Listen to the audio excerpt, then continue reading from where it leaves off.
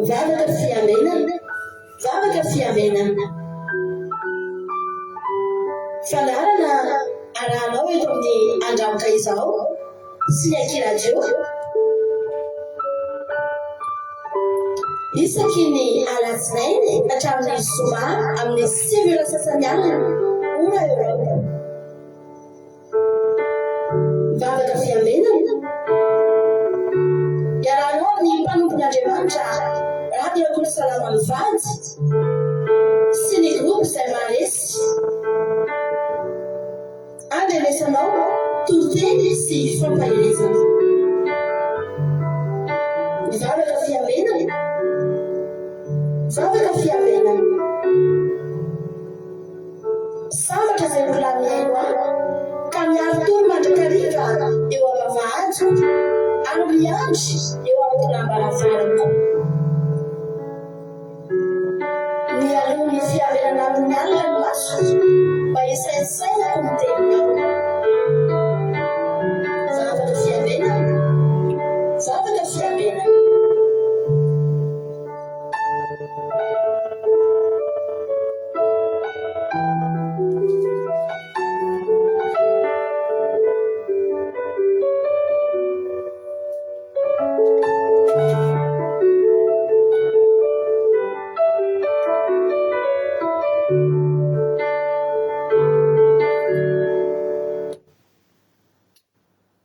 Alléluia, amin'ny fifaliana lehibe indray raha sy navavy malala no ny iarabanantsika tsirairay avy tonga eto amin'izao fandarana izao amin'ity androany ity faly be ny tena miarabanao eto rahabena manokana ianao raha androany no voatonga niaraka taminay tsy kisendrasendra mihitsy koa no natongavana eto tena misy raha ilan'ny tompo anao alléluia ka dia arabaina ianao dia ny afatra aminao dia zao hoe maretatra amin'ny farany fa adinay sasany hoe raha antsika raha tena ianao no iala dia mety fampaherezana tapatapany ihany koa no mety ho voarainao fa manetana anao hoe maharetatra amin'ny farany adinay sasany hoe raha antsika dia antenaiko fa adinay sasany tena mpiakatra ny finoanao avelona amin'ny fanantenanao dia ampitombo ny fifalianao anasitrana ny aretinao anafaka ny olanao ahitanao ny lalakombana satria dia alepiretiny eto indray le jiro sy fanaly halleloia fanilony tongo sy fanazavana ny lalako ny teninao ka dia toro ny tenin'Andriamanitra tsika mahireza matanja samita iny tompo milohan'ny zahatretra no ndaloha tsika hivavaka ametraka ny fiainany ametraka ty fotoana ity eo am-pelantan'Andriamanitra ka andao mampalozika ny rahalahintsika Jonathan torantsika anatin'ny vavaka fanombohana dia anomboka ny fandarantsika tany Jesosy ary rahalahy Jonathan dia tonga dia menanao avy hatrany ary ny fitenenana rahalahy Jonathan. Mankasitraka indrindra pasteur me fitenenana dia iaraka hivavaka tsika metraka ny fotoana am-pelantanan'Andriamanitra. Raha inay tsara indrindra mbola saotra midera mankalaza ny anaranao indray zay Jesosy amin'izao alina nomenao anay izao Jesosy saotra anao Jesosy satria dia mbola narovanao zay nandritran'izay tontolon'andro izay dia mbola notahinao Jesosy ary mbola tonga eto amin'izao vavaka fiambenana zao indray Jesosy malala. Afaka indray fampaherezana avy aminao Jesosy malala, afaka indray fampianarana avy aminao indray zay Jesosy androany satria tena ilain'ny fanahinay zany Jesosy malala dia androany Jesosy angeneny teny rehetra zay ho zarainy eto dia hitoetra ny anatin'ny fonay ihany Jesosy tena hoe entinay iainana amin'ny fiainana rehetra Jesosy ny tenao satria ny tenao ny fahazavana ny fiainanay ary manory lalana anay mampianatra anay ny amin'ny zavatra rehetrarehetra mihitsy Jesosy malala dia ireo ny mpanomponao raha izaran'izany ten'Andriamanitra izany ho fitaovana fotsiny ihany izy ireo Jesosy fa ianao mihitsy ny teny androany, ianao mihitsy ny izaran'ny toriteny eto androany Jesosy fa ireo mpanomponao ireo Jesosy dia hiraka fotsiny ihany dia angenezay Jesosy tena anaraka tsara, hifantoka tsara, tapahany amin'ny rahanao Jesosy ny devolon'ny mpanelin-gelona rehetra mpanapaka connexion ny fahavizanana rehetra Jesosy fa mba tena hifantoka tsara zay Jesosy andrenesanay an'izany teninao zany dia misaotra Jesosy dia oka ny anaranao hisandratra foana eto amin'izao vavaka fiambenana izao dia voninahitra dia anao tompo Alléluia, Amen. Alléluia, mankasitraka indrindranao rahalahy Jonathan Andriamanitra manakira fahasoavana ane maly fitianao dia mitombo ositra sy fahasoavana hatrany rahalahy Jonathan. Halleloia.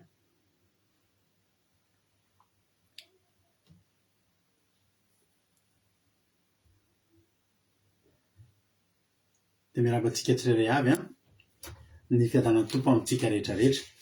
Raisoary mijodrano amin'izao fotoana izao ao amin'ny Ezekela 7:30. Halleloia. Re Ezekela 7:30 andininy 3. Halleloia. Ezekela 7:30 dia andininy 3 no vakitsika amin'ny alalan'i Jesosy manao hoe aroy Jehovah tamiko ry zanak'olona, moa mety ho velona ihany fa ireto taolana ireto. Aroy za Jehovah tompo ianao no mahalala. Halleloia. Hoy ny fanontanian'Andriamanitra nitondra ny Ezekela teny amina safy ny taolamaina izy. Dia izao ny fanontaniana: ry Ezekela ry zanak'olona, moa mety ho velona ihany va ireto taolana ireto? Dia ahoana izy navaliny Ezekela? Velona aveo izy sa maty? Izao ny teneniny: Jehovah ianao no mahalala. Za koa ndray teny aminao, mety tonga eto ianao androany dia mety hiteny hoe mbola hitsangana ihany ve ty fiainako ty? Mety izany hoe mbola sitrana ihany ve ty aretiko ty? Izany hoe mbola mety ho velona ihany ve ty fanantenako ity? Dia hoy izay amantsy anao androany hoe izao Jehovah no mahalala. Fantatsika nefa raha nihita tary fa velona ireo taolan'ireo. Tsofoko rano koa ianao androany, velona ianao. Velona ny fanantenanao, mitsangana ny fiainanao raha lasa napavy-malala. Raha iso izany tsotrano izany fa ho tanteraka amin'ny fiainanao zany raha inonao. Halleloia. Dia ho tanteraka amin'ny fiainanao dia ho velona ny taolamaina rehetra. Ho tahiny tompony isika rehetra. Tahiny tompo lazana so Sylvie Koety. Raha iso izany tsotrano izany Rosemina France, Angelina Rodriguez Arabie Saoudite.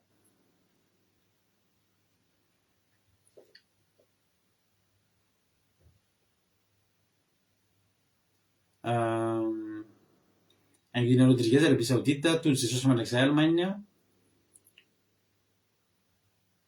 Lazana Monique Dubai, Azaska Patiti France, Mampionina France, Eric Rack France, Marina Tiana Canada, Kekelandrina Solo Madagascar, Itodina Olina France, Eric Rack France, Thierry Rampenza France, Mario Hortensina Koety. Misy alakotsy ny kely aminareo raha ohatra hoe misy sendra misy voadingana tampoka ny anaranareo satria somary misy fitaovana kely soloina zay dia ohatrany mbola tsy folaka tsara angambona izy dia somary zany tsy ohatry ny mahazatra fa mbola mizatra kely. Halleloia. Ka laha sendra voadingana kely ny anaranareo dia tsy hoe mahafinarina akory fa noho ny antony manokana. Angelina Rodriguez Arabie Saoudite, Tony Jesosy mandrakizay Allemagne, Marina Tiana Canada, Itodina Olina France, Thierry Berthelot France, Marie Hortensina Koety, Kekelandrina Solo Madagascar, Thierry Rampenza France, Marie Hortensina Koety, Lovlitina France, Ratanina Marisalina Madagascar, Lazana So Sylvie Koety, Angelina Andrina Solo France, Altizane de Madagascar France, Persava Koety. Alléluia. Someva France, Angèle Pagès France, Lovlitina France, Azaska Patiti France, iny tomposika rehetrarehetra. Tina Rakoto Arzaka France, Mesobe Anjana Arabie Saoudite, Persava Koety, Rantelina Marisalina Madagascar, Artisanat de Madagascar efa tinako teo, Jesosy Mpandresy Madagascar.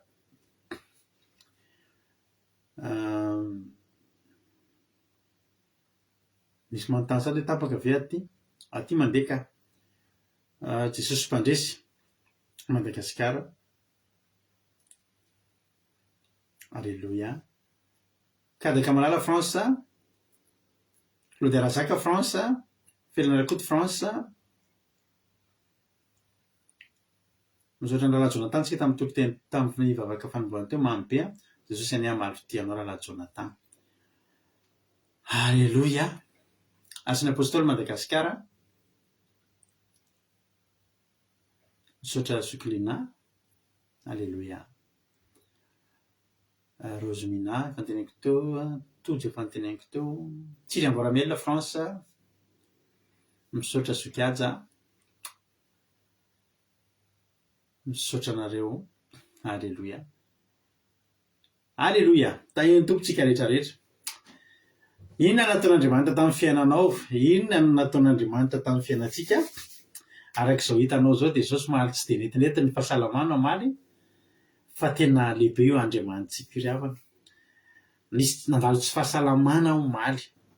Ary tsy afenina anareo fa tena tsisaka ny fandarina tena zay vita ve ty Jesosy ho vitantsika ve ty fandarana ty androany, tena tsy tao mihitsy aho maly a. Fa zao vita ny fandarana, tena andefasan'Andriamanitra anjely zay eo maly. Halleluia. Na andefasan'Andriamanitra anjely nanoro anay a. Halleluia. Ny tokony atao amin'io zavatra nakarary ny fatako maly. Halleluia. Dia tena ny anjely io nge rehefa nambalala miseho amin'ny alalan'ny olombelona io amin'ny alalan'ny trangan-javatra. Dia maly voninahitry n'Andriamanitra fa nandefasan'Andriamanitra anjely zay ny tenako nanorinoro momba ny zavatra tsy nety nararikira anahy koa. Dia voninahitry n'Andriamanitra fa dia zao hitanao zao sitrana milamina be ho azy ny voninahitra tsara ny tompo. Arivariva teo koa tokony hanompoka ny fandarana amin'ny 21h40 na 35 teo. Dia mbola nisy appel niditra faraparany amin'ity tontolo andro androany ity. Tsy fahoriana, tsy filazana manjo, tsy filazana ady, fa appel tonga dia mitondra fitahian'Andriamanitra. Alleloia. Efa zay efa nompoka ny fandarana mbola miditra ny fitahian'ny tompo. Tsara ny tompo zany ny vijona vavolombelona ataoko aminareo androany. Inona ny anareo? Inona mba azo hanomezam-boninahitra n'Andriamanitra androany? Fa Andriamanitra io dia mila omem-boninahitra isan'andro. Fa mbola velona koa tsika dia mila manome voninahitra n'Andriamanitra. Tsy tokony hanomboka ty fandany tena tsy tena feno fijona vavolombelona tena ho vakiana eto. Za vonina maky soraty ary. Alefako ny raha dia nareo miteny hoe inona mba fahasoavan'Andriamanitra nataony taminareo androany. Za miteny fa raha hainao manome voninahitra n'Andriamanitra androany, fitafiana voninahitra Andriamanitra tsy misy ohatr'izany ireny rapiso dia rapiso indray ianao ny anana fijona vavolombelona tena mingeza sy goavana eto rapiso.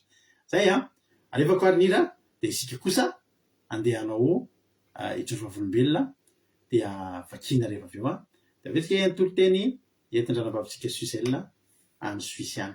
Meno finaritra daholo ary ry tany manga rehetra izay volavolain'ny tanan'Andriamanitra mahereza fa tonga lehibe Andriamanitra. Alleluia.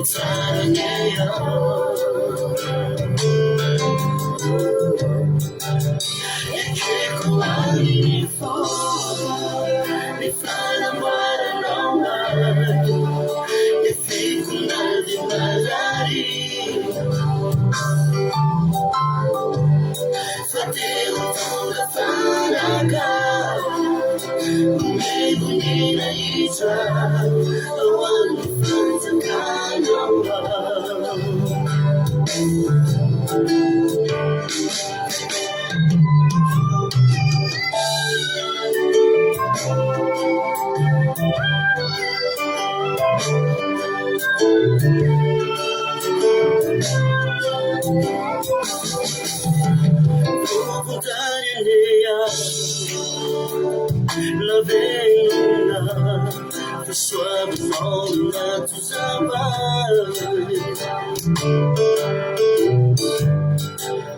ny fany masinao mandrakotra io mampamiratra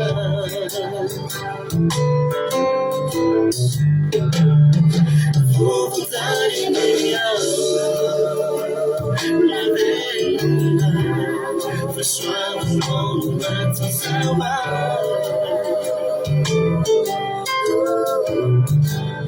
ny fany masinao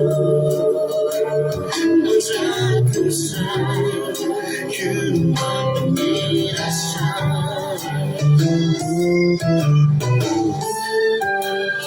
Ekelko amini fo Ni fana mara nauma Ya fiku na de malari Fate utunga fana ga Umengu nila icha Awangi fanta na nauma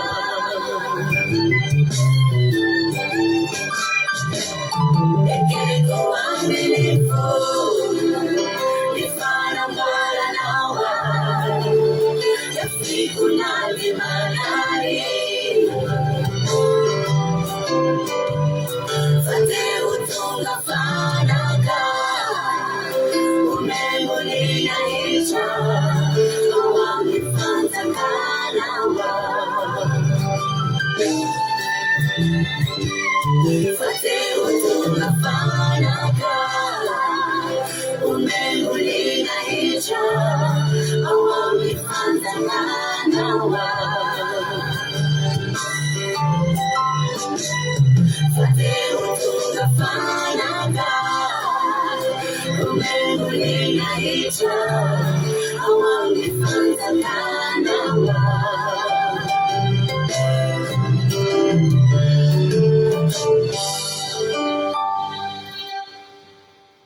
hitanao le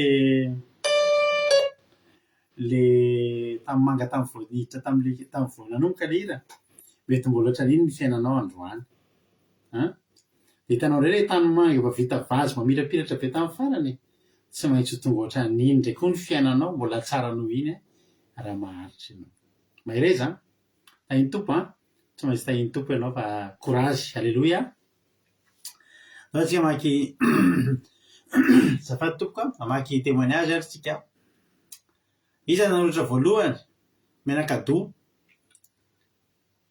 marina tena moa zany dia nandika ny fitsoravolombelako fotsiny izy hoy Jésus Kristy minahy voninahitro n'Andriamanitra fa nataony nandalo tsara ny tontolo andro alleluia tsara ny tompo alleluia sotra Jésus Kristy minahy hoy izay anam-bavelika hoe alleluia direct Jesosy fa tena nilamina avokoa ny zavatra rehetra natao rehetra androany sady omeny hery sy tanjaka nombolana rovany tamin'ny ratsy rehetra amen misaotra sokerika alleluia hoy zanabavy melosobeanjany misaotra Jesosy fa nilamina tsara ny tontolo androko androany feno fiarovana amen alleluia mankasitraka ao nareo izy zoko miasa direct Jesosy nanome hery sy tanjaka nafahako navita ny asako androany misaotra Jesosy nitandana sy niaro any amenakavy mankasitraka tamin'ireo fahasoavana rehetra nilotsaka tamiko Jesosy ny voninahitra sy ny fisalatana manao rery any alleluia amen mankasitraka alleluia ao izy ralatojo ny tontolo androko androany izy isaorako an Jesosy fa vakansa za manomboka rapiso dia afaka manomana tsara amin'ny pentecoste amizay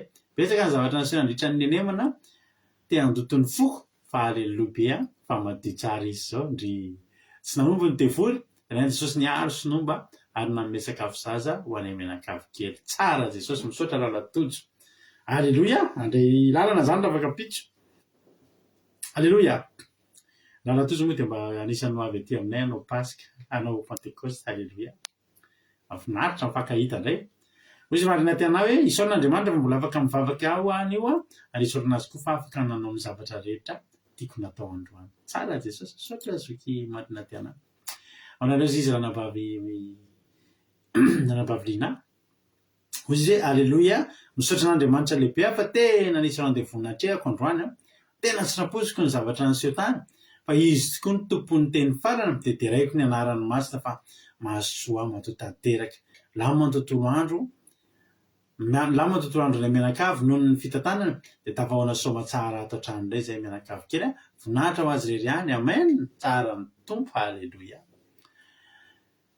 amen ozy izy toza tsy maintsy tonga ohatran'ny vazy kely mihitsy ny fiainako amen zany ozy ranabaviberte misaotra an'Andriamanitra fa any mianakavy ny lama tontolo andro a feno fiarovana halleloia amen misaotra Zokoberta halleloia alors izy Thierry Berthelot.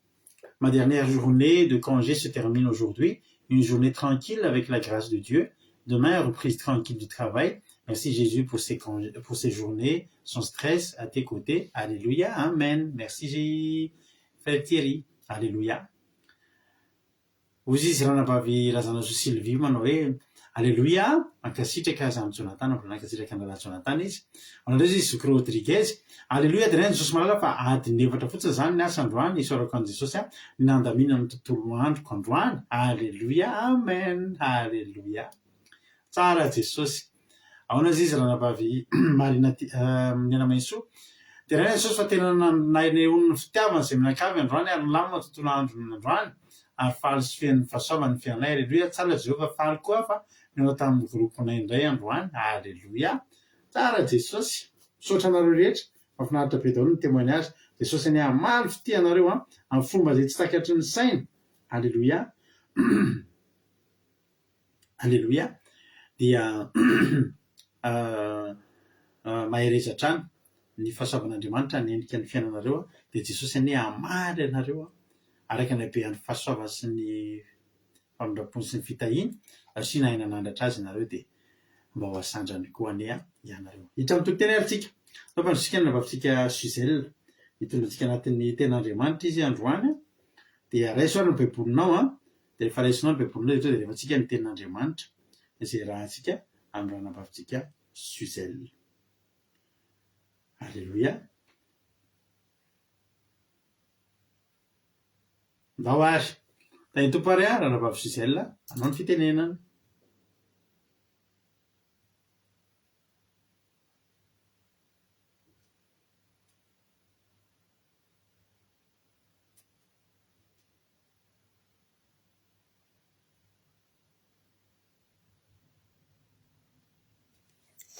Tahin Jesosy pastera dia tahin Jesosy tsika rehetra dia raisiko fahasoavana lehibe ho andray ry havana nitondra ny ten'Andriamanitra indray amin'izao androany izao izany ten'Andriamanitra izany dia hitantsika ao amin'ny tantara faharoa toko 7 andininy voalohany ka mitsahatra amin'ny andininy 7 tantara faharoa toko 7 andininy voalohany ka mitsahatra amin'ny andininy 7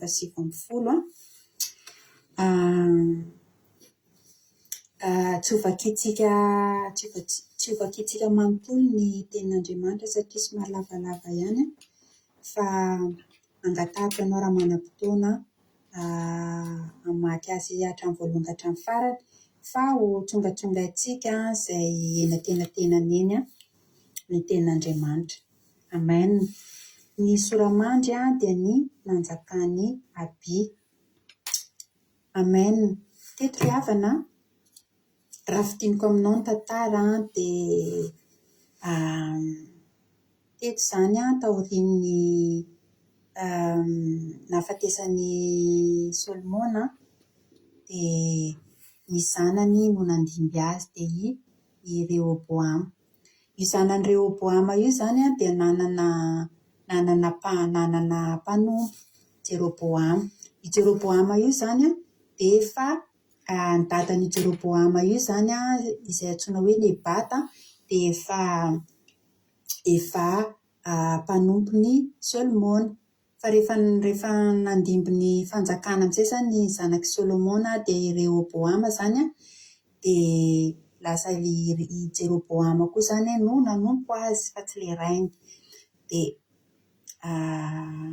i Jeroboam zany dia ny kiomy tamin'ny Rehoboam zanaky Solomona zany hoe nanonga-panjakana zany dia resy zany Rehoboam izay zanaky Solomona resy dia rehefa resy izy dia Jeroboam no lasa mpanjaka dia Jeroboam zany lasa mpanjaka Dia teo ankilan'izay koa zany hoe nisy fanjakana anankiroa niarany olona zany teto taorian'ny nahafatesan'i Solomona. Dia teo ankilany ny fanjakana izay nitarihan'ny Abia mpanjaka tao Joda, tao Jerosalema, fa Israely ihany.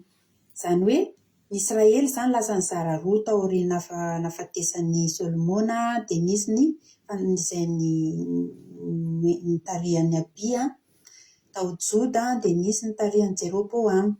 Fa nefa rehefa malala dia tsy mitovy fomba fijery reto fanjakana anankiroa, tsy mitovy fomba fijery reto mpanjaka anankiroa reto ry havana. Dia vakintsika ny tenin'Andriamanitra ao amin'ny 5 amin'ny anaran'i Jesosy manao hoe: moa tsy tokony ho fantatrareo va fa nomeny Jehovah Andriamanitra ny Israely ho an'i Davida mandrakizay ny fanjakan'i Israely, dia ho azy sy ny taranany amin'ny fanekena nasian-tsira. Dia toizantsika ao amin'ny 9 ary ankehitriny ianareo mikasa hanohitra ny fanjakan'i Jehovah izay eo an-tanan'ny taranak'i Davida. Ary ianareo dia marobe sady misy ombilay kely volamena ao aminareo izay nataon'i Jeroboam ao Andriamanitrareo. Tsy efa norohanareo va ny mpisoron'i Jehovah dia ny taranak'i Arona sy ny Levita, ka nanendry mpisorona ho anareo tahaka ny fanaon'ny ny firenena amin'ny tany hafa ianareo? Ka nazovy mitondra vatotrom-balay sy ondry lahy 7 hanokanana ny tenany, dia izy ny tonga mpisorona amin'ireo tsy Andriamanitra. Fa ny aminay kosa dia Jehovah no Andriamanitray, ka tsy mba nahafoy azy izahay, ary ny mpisorona izay manao fanomporom-pivavahana ho an'i Jehovah dia ny taranak'i Arona, ary ny Levita koa manao ny raharaha, ary mandoro fanatitra dorana sy ditin-kazo manitra ho an'i Jehovah isa-maraina sy isa-kariva izy, ary ny mofo aseho koa alany eo amin'ny latabatra tsara, ary ny jiro koa ampirehetina isa-kariva ao amin'ny fanaovan-jiro volamena sy ny lela fanaovan-jiro. Ka izahay mitandrina izay nasain'i Jehovah Andriamanitra ho tandremana, fa ianareo kosa nahafoy azy, ary indro ato aminay Andriamanitra ho mpitarika anay. Ary ny mpisorona sy ny trompetra avy faneno ho tsofina mafy hamelezana anareo. Ajanontsika eo aloha. Teto izany ry havana dia i Abia ilay mpanjakan'i Joda teto ilay no miresaka zany. Teto ry havana i Abia dia nilaza zany hoe izay hozy izy dia matahotra an'i Jehovah Andriamanitra, izany hoe zareo zany dia nifidy ny hijanona hanompo an'Andriamanitra. Zareo zany dia nifidy ny hijanona nanompo an'i Jehovah Andriamanitra. Tsy niala tamin'i Jehovah Andriamanitra zany izy ireo toy foana ny asa fisoronana izay nataon'ireo mpisorona ny Levita tao amin'io fanjakany Abia io ry havana. Dia nitoy foana araka ny ato amin'ny 1:10 dia ary mandoro fanatitra dorana sy ditin-kazo manitra ho an'i Jehovah isa-maraina sy isa-kariva izy. Izany hoe nitoy foana zany ny fivavahana izay ataon'izy ireo tamin'i Jehovah Andriamanitra. Isa-maraina sy isa-kariva zareo dia manao fanatitra ho an'Andriamanitra, mivavaka amin'ny Jehovah Andriamanitra ry havana. Inona moa ry havana ny dikan'izany hoe mandoro ditin-kazo manitra zany? Izany hoe miantso an'Andriamanitra, manome voninahitra an'Andriamanitra, mivavaka amin'Andriamanitra tsy tapaka isan'andro, isa-maraina, isa-kariva. Aleloia. Mandahatra mofo, manao fanatitra ho an'i Jehovah ozy izy, mampirehatra jiro isa-kariva. Inona ny dikan'izany hoe mandrehatra jiro isa-kariva zany? Izany hoe mitazona lay firehetana isan'andro, miezaka manana fifandraisana isan'andro amin'ny fanahy masina amin'Andriamanitra ry havana. Aleloia. Izany ry havana no nataon'ireto zanak'Israely izay niara-tia tamin'ny Abia reto rehefa malala. Tena hoe tsy nanao ambanin-javatra zany hoe firaisam-po amin'Andriamanitra zany, tsy nanao ambanin-javatra zany fivavahana zany ry havana, fa tena mitady an'Andriamanitra, tena hoe nanompo an'Andriamanitra andro aman'alina ry hava-malala ary tena nitady firaisapo firaisan-tsaina tamin'Andriamanitra ry havana. Tena hoe nitahiry foana, niezaka nitahiry foana lay afo pitiavan'izy ireo an'Andriamanitra izy ireo ry hava-malala. Aleloia.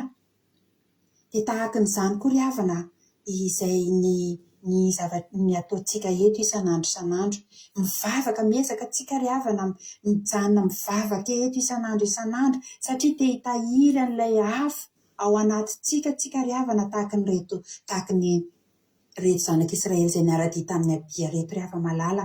Miantso an'Andriamanitra tsika maraina, miantso an'Andriamanitra tsika ny hariva satria tsika ry havana dia miezaka foana manao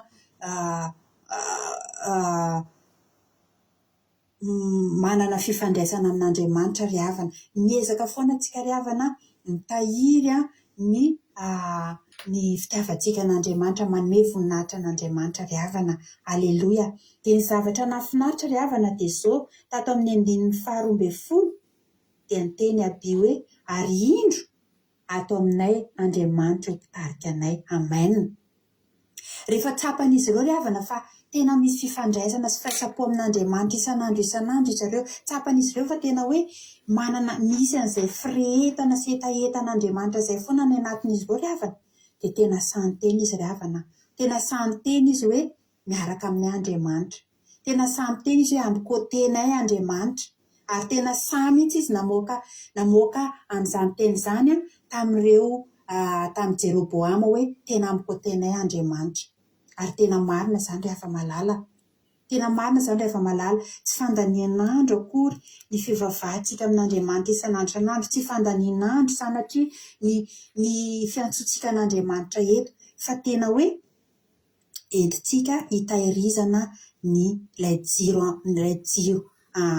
jiro ara-panahintsika ry havana. Entintsika hitahirizana ilay hafanana any anatintsika ry hava-malala. Fa mahereza tsika. Amen. Dia nefany i Jeroboama indray ry havana dia sy ny Israely izay niara-dia taminy dia nifanohitra tamin'izany ny zavatra nataon'izy ireo. Izany hoe nivadika tamin'Andriamanitra. Rehefa nahazo fanjakana izy dia niala tamin'Andriamanitra. Dia tsy nandray an'Andriamanitra ho Jehovan-Andriamanitra intsony fa lasa nanolo an'Andriamanitra tamin'ny sampy ry havana dia nombilay volamena. Dia rehefa nanolo an'Andriamanitra tamin'ny sampy ry havana dia inona nefa ny zavatra nitranga raha toizantsika ato amin'ny andininy ny ten'Andriamanitra ato amin'ny andininy 17 amin'ny anaran'i Jesosy manao hoe fa nasain'i Jeroboama nanompirana no fandehan'ny otrika mba ho tonga aorinany ka dia izy teo alohan'ny Joda ary ny otrika teo ivony. Ary noho nitodika ny Joda dia indreo teo afovoany sy teo aoriny fahavalo. Dia nitaraina tamin'i Jehova izy ary misorona ny tsoka ny trompetra dia nioby ny lehilahin'i Joda ary raha nioby izy Andriamanitra dia namelany Jeroboama sy ny Israely rehetra teo anoloan'ny Abia sy ny Joda ary ny zanak'Israely nandositra niala teo anoloan'ny Joda ary Andriamanitra nanolotra azy ho eo an-tanany ka nahafatesany Abia sy ny vahoakany be dia be izy ary niapatrapatra ny fatin'ny Israely dia lehilahy 10 hetsy voafantina. Toy izany no napetrena ny zanak'Israely fahizay ary ny taranak'i Joda ny nahery satria niankina tamin'i Jehovan-Andriamanitra ny razany izy. Amen. Izany ry havana. Izay ry havana no vokatry ny fialan'ny Jeroboama tamin'i Jehovan-Andriamanitra. Faharesena ry havana. Ringana ny Israely izay niara-dia tamin'i Jeroboama. Satria Jehovan-Andriamanitra dia niala tamin'izy ireo. Satria zareo tsy nanompo an'i Jehovan-Andriamanitra intsony dia ringana ry havana. Ary ny zavatra nahafinaritra teto tao anatin'ny ady izay nifanaovan'ny rotonta ry havana dia satria vitsy ny pomba ny miaramila ny Abidi raha nihoatra tamin'i Jeroboama ry havana fa navitsy ary izy ireo dia Jehovahandriamanitra mihitsy ry havana nidina nampandresan'izy ireo atao anatin'ny fiderana no nandresen'izy ireo ny miaramilan'i Jeroboama ry havana. Nideran'Andriamanitra fotsiny izy ireo, niantso an'Andriamanitra ry havana, dia nidina Jehovahandriamanitra nandringana ny fahavalo ry havana. Aleloia. Androany dia te hampahery antsika tsirairay avy.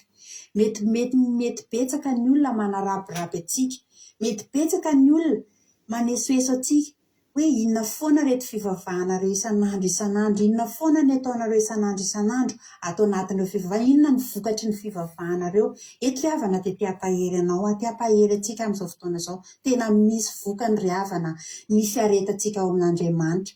Tena misy vokany ry havana fa mitondra fandresena izany eo amin'ny fiainantsika ry havana. Ary Jehovahandriamanitra ry havana dia tena midina mihitsy mandringana ny fahavalontsika ry havana. Aiza kivy ianao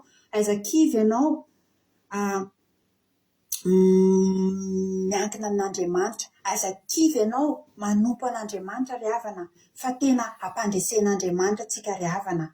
Ary ty ten'Andriamanitra ty ry havana dia tena mampahery, tena mampahery atsika izy ty mba ahafahantsika mijoro hatramin'ny farany ry hava-malala, mba tsy hivadika amin'Andriamanitra tsika ry havana. Satria hitantsika eto ny vokan'ny fivadian'i Jeroboama sy ireo tamin'Andriamanitra, ny vokany dia faharesena, fahampotehana ary fahafatesana mihitsy ry hava-malala.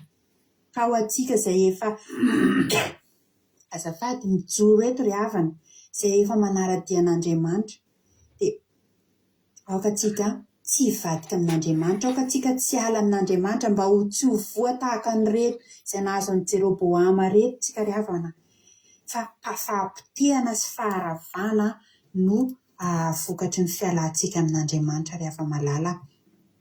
Dia mino ry hava-malala fa nampahery ianao izany ten'Andriamanitra izany, dia ny voninahitra dia ho averina amin'Andriamanitra irery ihany. Aleloia. Amen. Aleloia. Mankasitraka indrindra anao aranabavy Suzelle tamin'ny tenin'Andriamanitra. Za manokana dia anisan'ny mankafy tantara ao amin'ny Samuela voaloha, Samuela faharoa, mpanjaka voaloha, mpanjaka faharoa, tantara voaloha, tantara faharoa, satria misy tantara tena ohatr'izany mahafinaritra, so mijery film mihitsy ianao, mijery mamaky an'ilay tenin'Andriamanitra. Za manasa anareo mamaky an'ireny tantara sy amin'ny tantara voaloha, tantara faharoa, mpanjaka voaloha, mpanjaka faharoa, na ny Samuela voaloha, Samuela faharoa, fa tena tsara be daholo ny tantara ao anatin'io. Raha ny sitrapoko ary dia raha mba ny tiako dia verenantsika vakiana io teny io. Ka zao Jesosy any amaly fitehanao ranabavy Suzelle, mitombo ozitra sy fahasoavana hatrany, mahereza foana amin'ny asan'ny tompo. Zao ny fandaminana ataontsika. Ino ny kantoko? Rado akiradio efa hainareo tsinjery. Indrana olona anankiroa tsika sy lavalava ilay tenin'Andriamanitra, dia anasa olona anankiroa tsika mamaky teny. Ny olona voalohany miantso eo dia hamaky ny tantara faharoa toko 17, andininy voalohany hatramin'ny faha-12. Indray zany andininy voalohany ka hatramin'ny faha-12 dia tonga dia ao aorianan'io mahafinaritra ho rehefa avonona efa misy sady rehefa tonga dia miantso ato. Eny tsara ary ny olona miantso voalohany tantara faharoa toko 17, andininy voalohany ka hatramin'ny faha-12, dia ny olona miantso faharoa indray manomboka ny andininy faha-13 ka hatramin'ny faha-20. Aleloia. Dia verenantsika jerena tsara ilay tantara teo mialohan'ny hidirana ny famelabelanana, dia mba maniry zany mba misy olona maky ireo tenin'Andriamanitra ka efa ao zandry tojo. Aleloia. Vonona mandrakariva ny kado izay tamin'izay mbola skoty eto amintsika eto zany ny oloneto tonga dia vonona rehefa hoe hanao zavatra dia efa mbola tsy tapitra koa ny fanazavana, dia efa nisy apelina io raha latojo minana azy fitenenana mpanjaka tantara faharoa toko 17 andininy voalohany ka hatramin'ny faha-12 no vakinao raha latojo. Anao ny fitenenana. Jesosy tsika rehetra dia misorabetsaka namin'ny fitenenana pastera dia maka ny tenin'Andriamanitra tsika. Tantara faharoa toko 13, andininy voalohany ka hatramin'ny faha-12. Fakta izao ny tena amin'ny anaran'i Jesosy. Misy Romana vakitsika hoe ny nanjakany Aby. Teny voalohany. Ary tamin'ny taona fahavalo ambin'ny folo nanjakany Jeroboamo mpanjaka ny vao nanjakany Aby tamin'ny Joda. 3 taona nanjakany tany Jerosalema. Any anarandreny dia Mikaia, zanaka vaviny Oriel, avy any Gibea. Ary niady Aby sy Jeroboamo. Ary Aby niatomboka niady ka nitondra miaramila mahery, dia lehilahy 4 tsy voafantana. Ary Jeroboamo kosa nandahatra ny azy hiady aminy, dia lehilahy 5 tsy voafantana, samy mahery avokoa.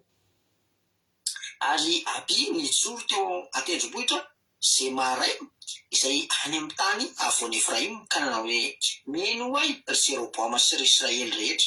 Moa tsy tokony ho fantanareo fa nomeny Jehovah Andriamanitra ny Israely ho an'i Davida mandrakizay ny fanjakan'i Israely, dia ho azy sy ny taranany amin'ny fanekena nasiantsira. Nefa kosa Jeroboamo zanaky Nebat, mpanompony Solomona zanaky Davida, nitsangana ka niodina tamin'ny tompony. Ary koa nisy olom-poana tena ratsy fana niangona tao aminy ka nampahery ny tenany hanohitra ny Rehoboamo zanaky Solomona, raha mbola zaza sy tanora fanahy izy ka tsy natohitra azy. Ary ankehitriny ianareo mikasa nohitra ny fanjakan'i Jehovah izay eo an-tanany taranak'i Davida, ary nareo dia maro be sady misy omby lahy kely volamena ao aminareo, izay nataon'i Jeroboamo hoan'Andriamanitrareo. Tsy efa androahinareo va ny mpisoron'i Jehovah dia ny taranak'i Arona sy ny Levita, ka nanendy mpisorona ho anareo tahaka ny fanao ny firenena amin'ny tany hafa ianareo. Tanazovo nitondra vatosomby lahy sy omby lahy 7 anokanana ny tenany, dia izy no tonga mpisorona amin'ireo tsy Andriamanitra. Fa ny aminay kosa, Jehovah n'Andriamanitray, ka tsy mba nahafoy azy izay. Ary mpisorona izay manao fanimpom-pivavahana ho an'i Jehovah dia ny taranak'i Arona, ary ny Levita koa manao ny raharaly, ary mandoro fanatitra dorana sy didikazo manitra ho an'i Jehovah isa-maraina sy isan-kariva izy, ary mofaseho koa alany eo amin'ny latabatra tsara, ary ny jiro koa ampirehetiny isan-kariva ao amin'ny fanaovan-jiro volamena sy ny lela fanaovan-jirony. Fa izay mitandrina izay nasain'i Jehovah Andriamanitray ho tandremana, fa ianareo kosa nahafoy azy. Ary indro atao aminay Andriamanitra ho mpitarika anay, ary mpisorony sy ny trompetra avo faneno ho tsofina mafy hamelezana anareo. Ry zanak'Israely eo, aza miady amin'i Jehovah Andriamanitra ny razanareo, fa tsy ambinina ianareo. Aleluia, amen. Aleloia, mahakasitraka indrindra anao rahalahy Tojo tamin'ny vaky teny mahafinaritra be, sosasosa tsara. Antotra dia antso olona ray indraytsika tonga dia hamaky tenin'Andriamanitra, hanohy ny famakiana ny tenin'Andriamanitra. Ka raha ohatra efa ao ary raha nabavintsika Aingonina Rodriguez dia hamaky ny tenin'Andriamanitra izy ao amin'ny manomboka ny 17 ka hatramin'ny 12. Aleloia. Raha efa ao raha nabavy Aingonina Rodriguez dia hamaky ny tantara faharoa 17 andiny 17 ka hatramin'ny 12. Anao ny fitenenana, makasitraka. Makasitraka pastera name fitenenana, dia toizitika ny vakiteny amin'ny anaran'i Jesosy, manao hoe fa nasain'i Jeroboama nampilana ny andehan'ny otrika raha ny otrika mba ho tonga aoriany, ka izy teo aloha, ka dia izy ireo teo alohan'ny Joda, ary ny otrika teo mivony, ary no nitodika ny Joda oriany ny fahavalo dia nitarena tamin'i Jehovah izy, ary ny mpisorona nitsoka ny trompetra dia nioby ny lehilahy amin'ny Joda, ary raha nioby izy, Andriamanitra dia namery an'i Jeroboamo sy ny Israely rehetra teo alohan'ny Aby sy ny Joda. Ary ny zanak'Israely nandositra miala teo alohan'ny Joda, ary Andriamanitra nanomboka azy eo an-tanany, ka nafatesany Aby sy ny vahoaka be dia be izy, ary niapatapatra ny fatin'ny Israely dia lehilahy 10 hetsy vao afatany. Toy izany no nampihetrena ny zanak'Israely fa izay.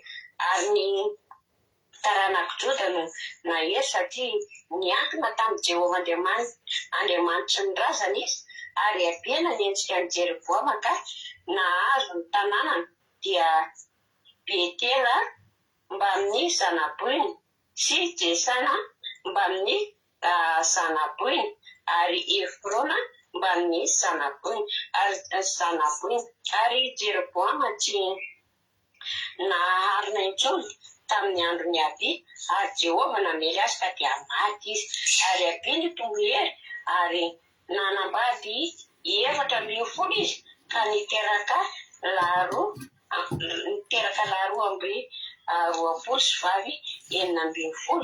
ary ny taranak'i Abi sisa mba amin'ny nataony sy ny tenany dia efa voasoratra ao amin'ny bokyny Ido taminany. Aleluia.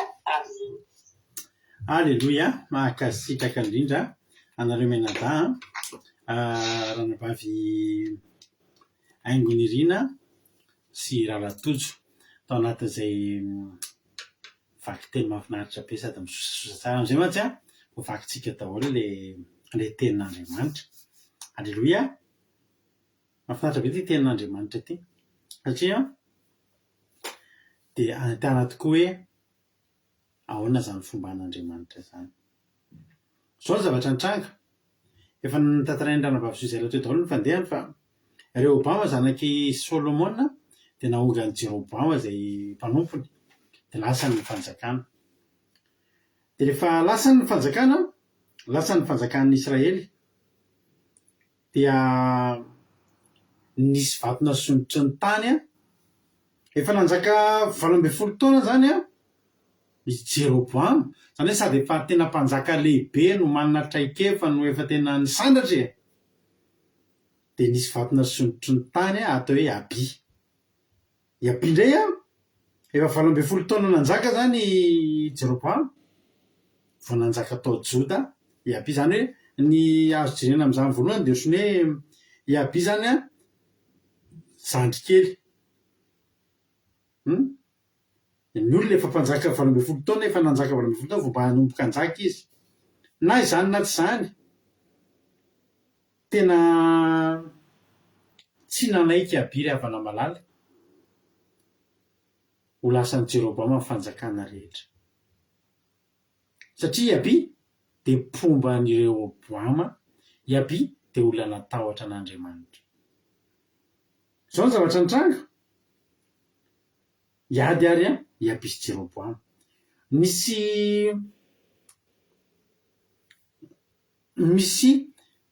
tsy fifandanjana ny herin'izy roa lahy reto. I Abi sady zandriny na amin'ny traikefa zany na amin'ny taona no keliko ny teo am-pelantanany ny miaramila satria ny eo am-pelantanany dia ny eo am-pelantanany Abi dia miaramila mahery le lavovatina efatretsy 400 000 fa tsy 2 millions akory raha FMG 400 000 tsy ariary koa fa 400 000 miaramila efatretsy. Ary ny Jeroboama izay sady efa manana traikefa ny zokiny ny azy indray 9 hetsy sady voafantina ny mahery avokoa, zany hoe tena elita mihitsy zany netiny, sady manatombo izy amin'ny isa, manatombo izy amin'ny traikefa, manatombo izy amin'ny tanjaka. Zany hoe raha masondray mijery zany dia ohatrany ny azo lazaina hoe nikitika ny tsy fikitika ihany Abi satria miantsy ady amin'ny olona zay tsy horesiny, amin'ny fanjakana zay tsy horesiny satria sady manatombo amin'ny traikefa ho i Jeroboama no manatombo amin'ny tanjaka sy ny hery, ny fitaovana sy ny fahaizana. Fa zao ravana malala mbola sa ihany Abi. Ny olona rehefa kely mbola sa dia mailomailo zay. Za taloha rehefa za tamin'izay tany amin'ny mbola mpianatra dia tia miadiady zay moa za tamin'izany tia miaditsika lehilahy tanora reto tia miadiady zay. dia rehefa isaky mirava dia misy mifanao fotoana miady foana tamin'izay tany Nanisana zay nianatra taloha dia tany amin'ny CEG Nanisana tamin'izany dia isaky isan'andro dia misy isasisa reny miady androany dia misy olona miady foana dia sady tia miady no tia mijery ady linady zay taloha mahavita an'izany hoe avy any Nanisana dia maheno hoe misy miady any Sainte Famille any Mahamasina hoe isy ady rariva dia mihazakazaka mandeha tonga hatrany Anosy hatrany Mahamasina hijery olona miady fotsiny enjana zany ka za dia izao ravana malala taloha za rehefa miady dia raha vao olona kely no izahako no hiady amiko dia matahotra ravana malala miady amin'iny misy rahalahy zay mahafinaritra fa i pasteur ty France izy mety mijery anahy eto mihitsy ary izy zao zay pasteur zay mpiara-mianatra tamiko tamin'izany izy kely fa mahay miady zany dia izy io tena natahorako mihitsy efa kely no iza fa tena natahorako satria efa nahitany izy io niady tamin'olona lehibe noho izy dia resiny le miady amin'olona kely mampatahotra satria zao misy pression ianao tokony haresiny satria io kely dia ngezaka kokoa zany pression anao hoe raha resiny teto moa zany dia ahoana mafabaraka le kely ndray tsy maninona miady amin'ny lehibe satria raha resy izy tsy maninona satria izy ary kely fa aza mba resiny ao iny lehibe za taloha rehefa hoe mba hoe raikitra ny ady ka raha vao olona kely noho iza no hiady amiko fa mbola samy ady amiko dia miahotra satria zay kely io fa misy zavatra tokisany ao ambadika eo mety tena tsaiko tony fa za zany rehefa hoe hiady ka lehibe noho izany hiady amiko dia courage be mihitsy satria ohatry mieritreritra zany raha resiko eo moa za raha resy tsy maninona tsy tokony aforetsy akio ary kely tsisy ametsiny mihitsy zany raha resy aho fa niaza mba resiko keo fa misandratra ngeza vetivety zany mba fomba fisainako zany hatram'izay za tsy tia miady amin'ny kely noho iza zany za mila miady amin'ny ngeza noho iza resy dia tsy resy maresy dia ngeza be le fandresena ohatr'izay ka eto zany iaby kely fa sa hiady amin'ny Jeroboamo tokony mailomailo zany Jeroboamo hoe ahoana ary ny asa inona ary mahatonga azy matoky natsasa manila mihitsy ny azy efatra etsy ny ndray valo etsy ny ndray ny azy miaramila mahery fa ny anankiray samy mahery sy voafantina avokoa manatombo daholo zany fa izy abe tsy maninona andino bevatra ary abiny jolo teo tenibohatra izay maraina ary izay any amin'ny tany avonan'ny Efraima dia nanao hoe mianoary Jeroboamo sy Israely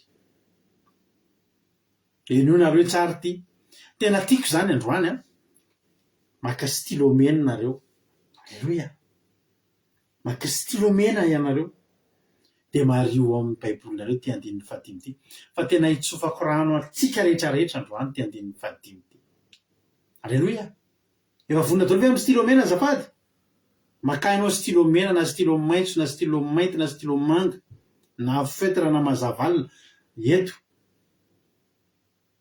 dia mba mario ny tantara faharoa toko fahatelo ambin'ny folo andininy fahadimy ho vakitsika io androany amin'ny anaran'i Jesosy ole ten'Andriamanitra andiny vevatra aloha ary iabiny jolo teo tenimbôtra izay maraina izay tany amin'ny avonan'ny Efraima ka nanao hoe mianoary Jeroboamo sy ry Israely rehetra moa tsy tokony fantatrareo fa nomeny Jehovah Andriamanitra ny Israely any Davida mandrakizay ny fanjakan'ny Israely dia ho azy sy ny tarany amin'ny fanekena na Sitira io mihitsy tena tiako marianao izy teny hoe fanekena na Siantsira zao zany ny teniny iaby avana malala tsy te harana nisan'ny miaramila iaby tsy nijery nisan'ny miaramila fa iaby nitoky tamin'ny fanekena izay na Sitira iny adika zany fanekena na Sitira ny Sira zany dia zava-manakasiny zany tamin'ny Israely ny zavatra rehefa sinasira dia masina ny zavatra rehefa sinasira dia misy fanekena ao misy toky ao anatiny ao na Siantsira ny dikany hoe na Sitira dia zao fanekena na Sitira na sinasira ny fanekena na Sitira dia fanekena tsy azo itovirana, fanekena tsy azo vaina, fanekena tsy azo zongozonina mandrakizay. Zany hoe fanekena tsy azo diovana, fanekena tsy azo zongozona, tsy maintsy ny atao hoe fanekena nasian-tsira zany, dia fanekena tsy maintsy tanteraka na oviana ho vato, ninninona mitolo, ninninona mitranga, na valonjato na valo hetsy, miaramila na ray tapitrisa. Ny fanekena nataon'Andriamanitra tamin'ny Davida dia fanekena nasian-tsira. Androany tena raisoanao zany teny zany, fa manao fanekena nasian-tsira taminao Andriamanitra androany, fa ianao io tsy maintsy tafita, ianao io tsy maintsy mpandresy. Fanekena nasian-tsira nataon'Andriamanitra taminao, ary amafisiny eto androany. Zay io ravana malala, Isokiyama io, Anglina Rodriguez io, Marina Tiana io, nanaovan'Andriamanitra fanekena nasian-tsira isika rehefa nandray an' Jesosy. Za tsy hafoy anao, za tsy hanary anao, za tsy hamelanao irery, za tsy hamelanao ho kamboty, fanekena nasian-tsira. Tsy maintsy mpandresy ianao, tsy maintsy asandratra ianao, tsy maintsy apetraka ambony avona ianao, ajorika eo ambony vatolampy ianao, fanekena nasian-tsira zany. Za tsy hafoy na hasaraka anao. Halleloia. Androany tena tiako rekotra anaty, tiako mihitsy anao hanofy an'izany teny zany androany rehefa matory. Fa ianao io ry havana tsy tokony ho fanekena nasian-tsira ny faneken'Andriamanitra taminao, fa tsy promesse d'ivrogne. Promesse d'ivrogne zany faneken'olona le mamolao. Za misy taontaoko zay na aminao promesse d'ivrogne. Zany tongavana ny ampiasanako amin'ny laha zany fivipianakaviana dia mamimamy io tamin'izany. Zao raha zao tamin'izany tena tia tondra taxi be mihitsy vao nahazo permis. Tongavana rapitso de rapitso any ampiasanako, omeko taxi anao entin'olona zay rapitso tongava. Mandraky ty ny androany tsy nitondra taxi azay taontaonko zay nodimandry any izy fa tsisy taxi. Ny an'i Jehova tsy zany, ny an'i Jehova fanekena nasian-tsira ho. Halleloia. Tsy azo ozongozony, tsy azo vainy zany, tsy azo idovirana zany, na miaramila firy anovany zany, tsisy mahovany zany. Ninona tetikady midevoly ritojo, ninona tetikady midevoly Nena Mahesoa, ninona tetikady midevoly Razanasoa Sylvie, ninona tetikady ny Satana sy fanipanika Satana ranapaviliana. Misy fanekena nasian-tsira aminao sy Jehova, tsy azo ozongozonina mandrakizay. Zay ny tokony io ny tokony hiabiry havana malala. Iaby zany sy nijery hoe firy marina miaramila valo etsy anjala be eo ry zalafa andao ody ozy izy aby ory Jeroboama. Fantatrao hoe fa nisy fanekena nataon'i Jehova ary tsy fanekena tsotsotra io fa fanekena nasian-tsira. Zao ny fanekena ny fanjakana ho an'i Davida mandrakizay. Za ty amin'ny côté an'i Davida ozy izy.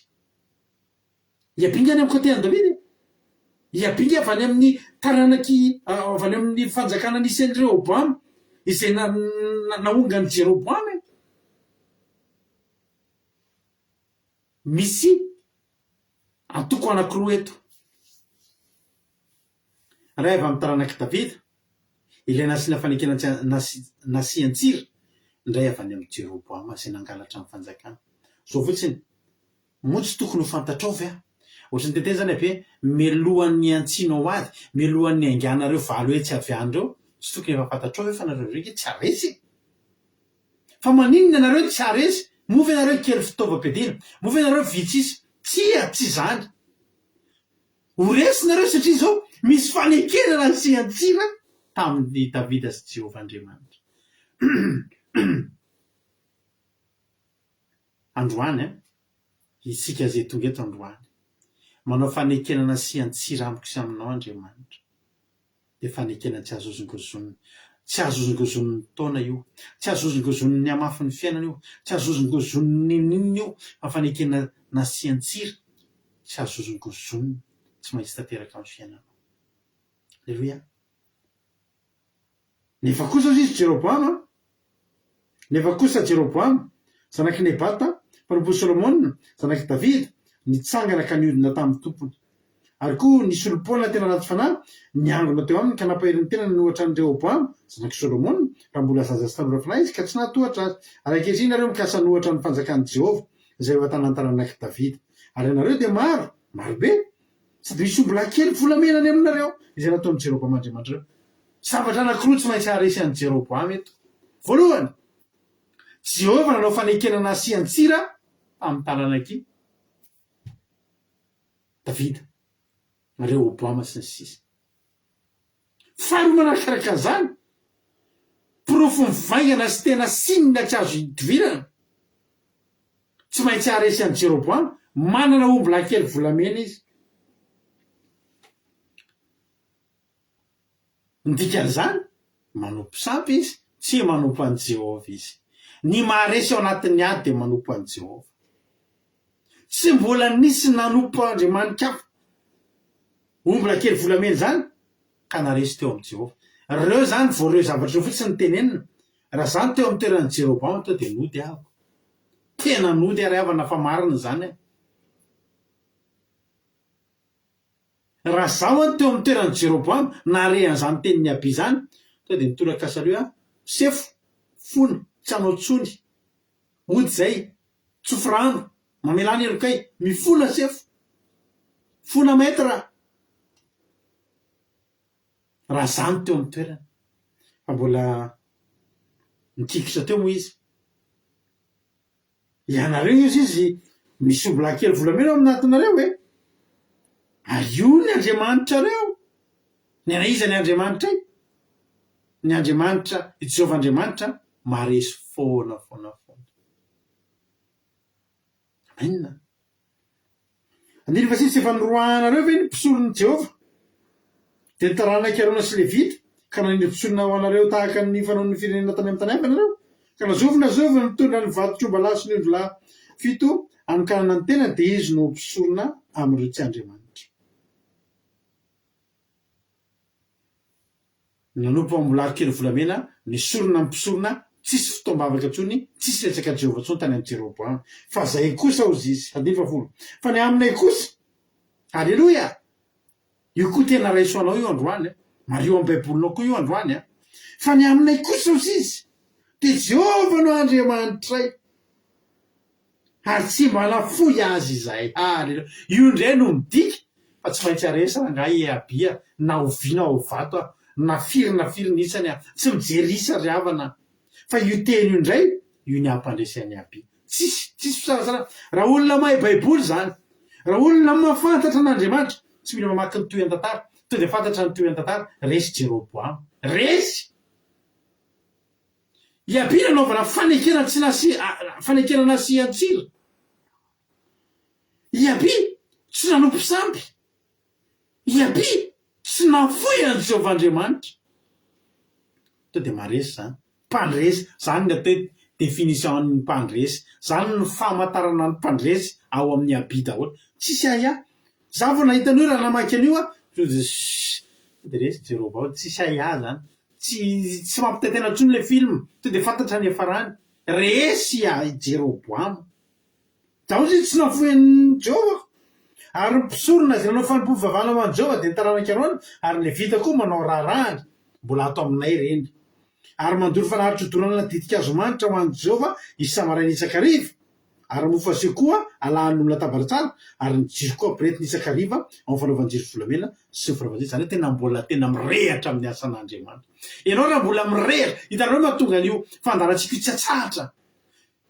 Ampirehetina ny jiro maraina sy hariva, ataony asan'Andriamanitra maraina sy hariva. Misy fotoana tsy afenina amintsika, misy fotoana tratran'ny fahasalamana ihany ny tena. Fa za rehefa malala tena hoe ao amin'ny fanaovana asan'Andriamanitra ke vao miara-salamana. Fantatro. Fa raha tsy asiana fandarana androany, misy jiro maty any ambadimbadika any, misy olona kivikivy any ambadimbadika, mety misy olona resin'ny fiainana tamiko karapisy eo vao manina ny joro vavena. Alao asiana fandarana, alao mandrehatra jiro maraina sy hariva, alao asiana fanompoam-pivavahana. Aleloia. Herintsika kely avy na ty fandarantsika kely ty. Tsy haiko ianao, fa ity ho ana manokana, ho an'ny tokantranonay, tena herin'ny fiainanay ty fandarana atao isan'andro ty. Zany izy mahatonga hitanao eto foana. Zay tsy migorera zany koa zay amin'ny fiainana, tsy rainlezo sy Fernand zany amin'ny fiainana. Vomany zay resaka tamin'olona ohatran'ny Fernand, dia moa zany ataonao hoe tsy haiko raha misy avaniasany indray Fernand. Rehefa Fernand izy zay dia olona ty le olona le kivla tsy mahazo mifarihitra amin'ny fiainana zany tsika manana tenina mirehatra maraitsy ariva ny jiro rehefa namalala miasa ny mpisorona andeha ny didikazo manitra alleloia ho an'izy ireny ho any jeo fa rapitso misy fandanana rapitso maraina rehatra ny jiro no maraina rapitso alina tonga eto indray rehatra ny jiro ny arivo reo ange ny ampandresatsika hitanao matonga no itsresy mihitsy jerenao le ranabaviliana misy ijoro avombelona foana izy isan'andro eo foana izy alleloia alleloia tsy zahay tsy le fandarana fa le jiro mirehatra maraitsy arivo alleloia zay mitandra ny asa nataony naseny Jehovahandriamanitra eo tandrevana fa ianareo kosa nafoy azy way vadiny ranabaviliana mihitsy ny ke ferinao azafady fa tsy ferinao tsy ataon'izany tsony le ferinao fa mialatsiny mialatsiny fa zay zany misy olona le olona hitanao le faririritra tiahoana ohatra hoe ferinaina zany fa resinay lasa ataonay vady hoe ferinao ay tena ferinao le izy fa mialatsiny mampamangy amin'ny rahalahy ferinao mialatsiny ary indro ato aminay Andriamanitra mpitarika anay ary misorony sy ny tropetra afaneno tsofina mafy amelezana anareo tena mafy ao aminareo ary ranabaviliana sy ny Sarinina tena fahararanona anarana tsy mbola nisy anaran'olona teto zany ka tsy eo amin'ny ranabavy raha tsy avan'ny Sarinina eny izy mianaka ho mpianaka ihany de tena fahararanona anarana ao aminareo mampamangy ka Jean ny anarana moa Jean Fernand zany alleloia ry zanak'Israely io andefana mivolitsika zao arindro ato aminay Andriamanitra ho mpitarika anay ary misorony sy ny tropetra afaneno ho tsofina mafy amelezanareo zanak'Israely aza miady amin'ny Jehovah Andriamanitra ny razanareo fa tsy ambiaina fa tsy ambinina ianareo zao aza miady amin'ny olona manan'Andriamanitra zany asa za zany miteny atsika betsaka ny zavatra hevitra tsy mitovy mialohan'ny anananao olana problème manolona fantaro aloha averiko foana zao fantaro aloha sao de olona mivavaka noho ianao io olona anananao problème raha manompo sampy ny fahavalonao aza matahotra an'io nampandatsa baratra io nampanao fanafody io tsy matahotra an'io ianao satria ianao mompanao Jehova fa raha mivavaka noho ianao io mivavaka amin'ny Jehova noho ianao aza miady amin'io satria nahoana tsy ambininy ianareo izy aby satria nareo tsy miaraka amin'ny Jehova zay miaraka amin'ny Jehova zay ambininy andiny fa tena vola fa nasainy Jerobama leo zany Jerobama nampiasa ny taktika sy ny traikefa amin'ny mampiady mahery azy Jerobama ngefa zatrady Rehoboama zangery avana tena ny Rehoboama zangery avana malala mpanjaka naongany Jeroboama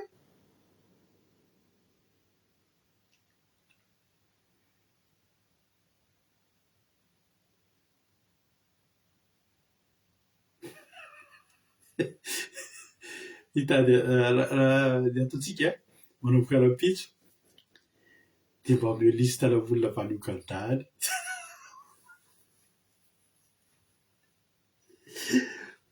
ao anaty groupe agatahako ranabavekizire Rodriguez hitady anaran'olona nylokanda de mba listeny hoe anaran'olona nylokanda tena hoe inona ny anaran'olokande rehetrarehetra de reny ny toronintsika eto de amizay tsisy havan'ny Sarinina sy ranabavilianatsy zany alleluia zao nampiasa ny traikefany am'izay ary Jeroboama zangy io sisy tena mpiady mahery alleluia de naseny Jeroboama nanompirana ny fandehan'ny otrika mba ho tonga ao arinany de izy teo alohan'ny Joda ary ny otrika tao ivoany zao zany nampiasa taktika zany de lasa no encercler zareo ny Joda ary hoe abisy miaramilany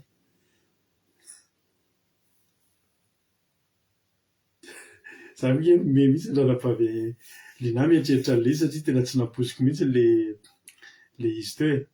Tena tsy naposiko mihitsy le vavady loatray ferinao. Dia iny nampomehana tamin'le androany. Mpiasa ny taktikany zany Jeroboam. Lasa inona? Lasa encerclé zany a i Abi avy any aoriana. Nitodika izy ozy ny tenandromana. No nitodika ny Joda dia indreo teo aloha sy teo aoriana ny fahavalo. Encerclé. Tsika mety ho voadidin'ny fahavalo. Ny fahavalo zany tsy voafetra tsy hanodidina antsika. Zay mihitsy asina ohatra rivotirina mampionony mihitsy. Zay zany anjarantsika tao amin'ny groupe mijery an'izay a. Dia zay ny anarana tononika isaky manonona.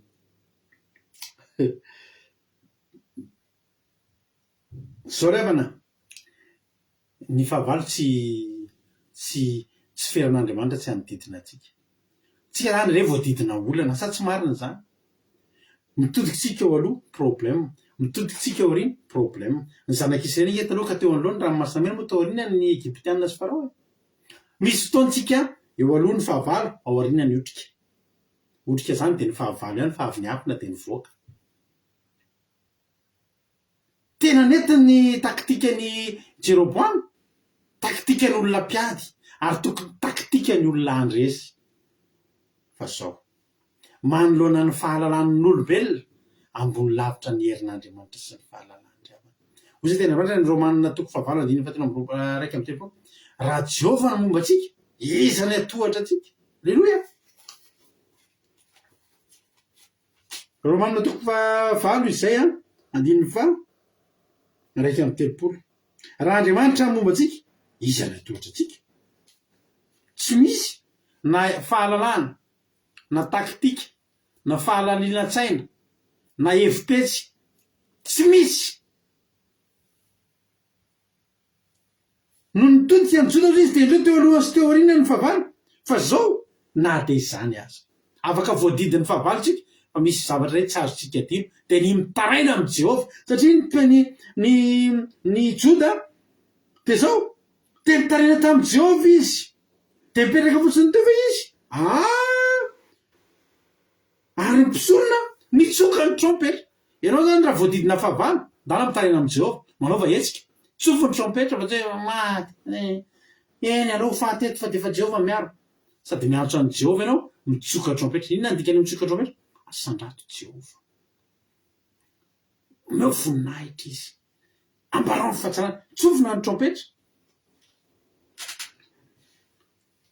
Dia vao nitsoka trompetra ny mpisorona, dia nioby ny lehilahy ny Joda. Ary raha nioby izy, nioby an'izy, nioby an'i Jehova. Andriamanitra namelony any Jeroboam sy ny Israelita teo alohan'ny Abi sy ny Joda. Ary ny zanak'Israely nandositra hiala teo anoloan'ny Joda, ary Andriamanitra nolotra azy eo an-tanany. Vao zay ny zavatra nitranga, Jehova minetsika. Hitanao hoe fanompoana an'Andriamanitra rehetrarehetra io. Mety manompo an'Andriamanitra zao anao androany. Toy izany inona zany mba azoko androany Jehova toa tsisy ninona akory. Iandraso eo amin'ilay fotoana niady. Inge hitanareo le fitsofana anjomaro io mety efa le fitsofana anjomaran'olona. Hitanareo efa nahita le fiarabana anniversaire le tsy naneno le trompetra reo. Tsy voatsoka tareo. Tena tsy ampirivotra rehefa misy rivo fito le izy. Tsy mety zay le izy. Inge trompetra ntsofina mety efa ohatr'izany. Sady matahotra. Tsy le trompetra le herina trompetra ny teo, fa efa niaingatra any aloha io. Efa nanompo an'i Jehova foana reo, tsy nafoy an'i Jehova reo, ary indrindra aza dino le fanekenana tsira, le fanekenana siantsira. Io zany tsy tena matahotra anao dia afita. Io nge trompetra io mety efa hitanareo. Hitanareo ny mpitsoka, hitanareo misy an'ireo mpitsoka mozika ny gouvernement. Dia koa izy papanay rehefa fijerena izy rehefa lahady zay eo Antaninarenina misy an'ilay mpitsoka mozika ny gouvernement tsaiky ny lahady voalohany. Dia manao mozika eo zany le mpitsoka mozika ny gouvernement reny teo Antaninarenina tamin'izay mbola kely. Dia mahafinaritra be mijery an'izao atao ny hira rehetrarehetra amin'ny firany reny.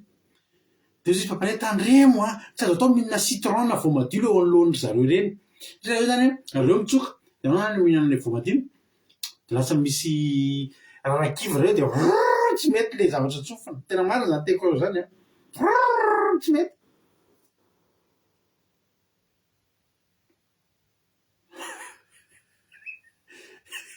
taty amin'le tamin'ny volana be tamin'le wibe iny nisy an'le fetiany iny de nisy an'le tamin'le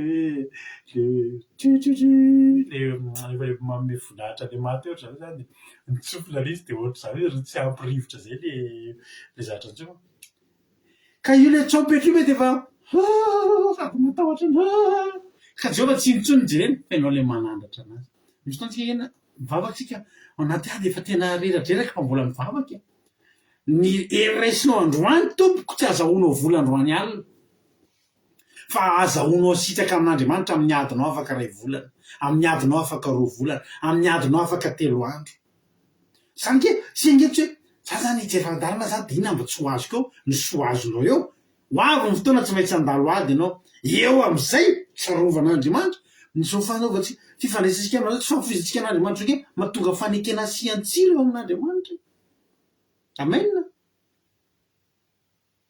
tsy tonga de resy ry havana ahoana ny farany ary nampifatesany abisy sy mivahoaka be de be izy ary ny apatrapatra ny fatin'ny lehilahy de lehilahy 5 hetsy voafantany zao zany 4 hetsy a contre 5 hetsy de tamin'ireo 5 hetsy reo maty ny 5 hetsy 3 hetsy sisa Andriamanitra tsy nandringa anazy rehetra satria ireo nge samy an'Andriamanitra na Joda na Israely fa ny faizina zany a reto Israely reto de tsy navela horingana tanteraka fa nefa ranony tantara Joda miaramila Joda 4 hetsy tsisy maty na ray azy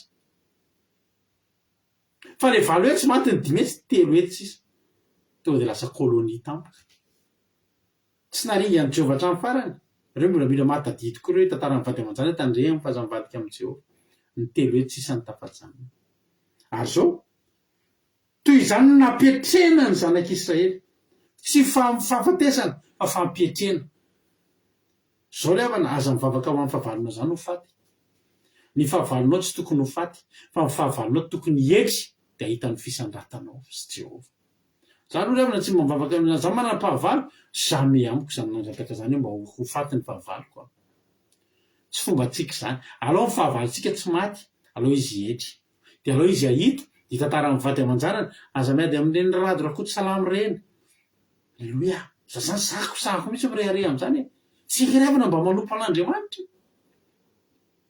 aleloia sa tsy marina zany ny fahavalonao tsy tokony ho faty fa tokony etry de ho hitany am'izay ny anandratan'Andriamanitra de zay ny farany tantara fa zao kosa nefa Jeroboama maty satria nivadika tamin'i Jehovah nitarika ny olona nompo santo 5 ary Abi nitombo hery aleloia nitombo hery anenao manoloana an'io adinao io a tokony ho kely hery ianao mety resy mihitsy azy tsy zany ny lalantsika rehefa mandalo ady tsika rehefa mandalo ady de ombany Jehovah ary ao aorinan'ny ady de mitombo hery ny vato ny sakana eo anoloanao androany io itsao ekaro fa tohatra ekaranao io rehefa manao malala tohatra ekaranao io hotahiny tompony ianao mahereza tianao Jesosy tapitra ny toriteny misaotra andranavavy zay tamin'izay toriteny mahafinaritra be somary lavalava satria tena nafinaritra nefa tantara ohatrany zany de lavalava foana fa ny famelabelarana eto amintsika satria mahafinaritra ny mianan'le tantara nanaitranao ve le tantara raha nanaitranao le tantara raha nahafaly anao le tantara raha faly amin'ny Jehovah ianao de zao ambarao zany andaotsika izara fahatsapany mety aminao ve raha mba izara fahatsapany ianao androady io zany hoe tena Jehovah tena mba izara inona mba voaraiko androany ino ny kantoko raha atao kiradio de izara fahatsapany izy ny andro voalohany hotahin'ny tompo anaovan'Andriamanitra fanekena asiantsira izy rehetra mijoro vavolombelona tsika rehetra efa nandray an'izany tsika rehetra efa nandray an'izany fa mba manany any fa manaova misanterenevy ianao manaova fizarana fahatsapana ahatonganao mpanompon'Andriamanitra lehibe nge io ianao mandray anjara lava io amenna nge zany de ndao any asitsika sary aloha aleloia satria efa ao zandro tojo ny efa ao voalohany aleloia de tonga de mitsika azy fitenenana raha latojo inona ke mba azonao lazaina inona ny azonao lazaina inona ny voarainao androany anao fitenenana Jesosy tsy rehetra rahabetsaka pasterana amin'ny fitenenana dia misaotra betsaka anareo mianadata amin'ny toriteny afa nahafinaritra nahitana ny tantarany abia aleluia za vo andao vo nahitany ty eny mety efa namaky ihany fa andao vo tena voarely sady mivelabelarina dia tena nahafinaritra fa misaotra ny sokisizena nitrandraka anazy dia makasitraka amin'ny pasterako teo amin'ny familabelarana fa be lehibe na kasika teo amin'le amin'ny fanekenana sinasina sy tsira no tena nakasika be ay ve zany midika zany fanekenana sina tsira fa zany matsy tamina makeny zay ina aloha te sina sira inona koa fa izay zany no tena dikany hoe tsy azo ovaina tsy azo zongozonona tsy maintsy tanteraka ninona mitranga satria efa nasina asa nasi tsira dia tsy maintsy ho tanterahana dia tsy promesy divonina mahafinaritra dia tetiko le hoe raha vo mifampanao zay no manompo sampy a dia tonga dia efa manana toky ianao fandresy aleluia dia tonga dia ny olona eny amin'izao tontolo izao zay atao dia tsy atahorana mihitsy satria raha manompo sampy sa sisa dia tsy manana ny Jehovandriamanitra dia tonga dia tsy hoe na amin'ny toko be zany hoe tsy atahorana mihitsy tena hoe na inona zany ataony olona na inona dia vo manompo sampy fotsiny ny fahavalo vo eny amin'izao tontolo izao tsy manana ny Jehovandriamanitra tsy nanompo any Jehovandriamanitra dia tonga dia tsy dia fantatra ny fifarany tantara aleluia tena nakasika sady nampitombo ny fahatokiana an'Andriamanitra dia tetiko tena nakasika nahafatelo hoe efa voadidina problema zareo voadidina fahavalo fa vo ny fiderana fotsiny izy nanandratra an'Andriamanitra niteran'Andriamanitra dia tonga dia Jehova mihitsy ny asy aleluia fa efatra faraka tena mbola nakasika anako dia le hoe ny fahavalonao aza irina ho faty fa aloha io fotsiny izy aloha hietro fotsiny izy aloha dia ho hitany amin'izay ny fisandratanao rehefa avy eo zay nakasika anazy hoe tena tiako amainy no tanteraka amiko eta i Jesosy taontsika rehetra Aleluia be a mahakasitraka rahalatojo a amin'ny fizarana fahatsapana mamy be Andriamanitra manakaiky fahasoavana maro fitianao a mitombositra sy fahasoavana hatrany a dia mahereza foana amin'ny asan'ny tompo aleluia efa tafiditra koa a aleluia raha mambavitsika marina tiana raha efa ao ary marina tiana dia iny ary ny azonao ambara ina ny azonao lazaina anao fitenenana eo mankasitraka pasterana ame fitenenana dia mankasitraka nareo mianadafa mamy ny toriteny ary lazavina lesona ny tena hoe ataoko hoe kodikaroka naramarika anao mihitsy zany andrany a dia hoe malohany anao a manana problème amin'ny olona dia fataro aloha raha vavaka noho ianao io olona eo a ohatra hoe nalaitra kely anazy zany le izy a satria ohatrany mampisaintsaina lany eo amin'ny fiainany ohatrany hoe ohatra hoe tikitarina mihitsy hoe aza mianty amin'olona mihitsy ny amin'ny maha-kristianina antsika zany satria tsy fantatsika ny any anatiny ihany tsy fantatsika ny tena fifandraisan'iny olona iny amin'Andriamanitra dia ohatrany tena nampisaintsainana an'izay zany iny hoe tokony tsika kristianina mihitsy ny tsy adiady amin'ny olona mampitandrina antsika zany le izy hoe tsy handeha amin'ny herin'ny novo koa tsika amin'ny zavatra rehetrarehetra fa hianoka foana amin'ny fitiavan'Andriamanitra hamonjy ny fandroalifana rehefa isak'alina isan'andro manana fiarahana akaiky amin'Andriamanitra satria ny olona mivavaka dia misy fiarovan'Andriamanitra misy herin'Andriamanitra tsy tamaso izay tsy hainy saintsika lanjaina dia ohatr'izay zany zavatra tsapako teo amin'iny teny andrany iny dia faharoa moa mifanaraka kely amin'ny tenen'ny Zandry Ritoto teo hoe zao androany koa vao naheno an'le hoe resaka hoe asiana sira ny fanekena misy sira iny zany hoe tsy voazongozona mihitsy rehefa misy an'iny tena ohatra nanamarika be koa zany iny a dia na dia hoa zany fampijaliana na be da be ny